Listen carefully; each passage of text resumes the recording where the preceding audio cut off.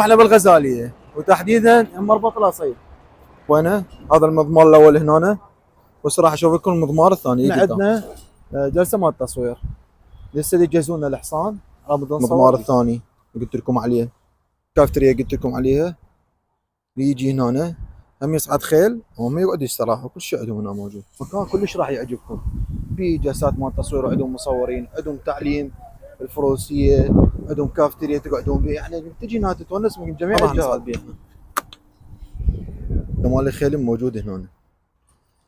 مال هذا الحصان كلش عجبني ما شاء الله، سبحان الخالق. هذا الثاني، هذا الثالث، هذا الاسطبل متروس كل حصونه. هذا الحصان اللي اختاريناه. تعال تعال دي دي.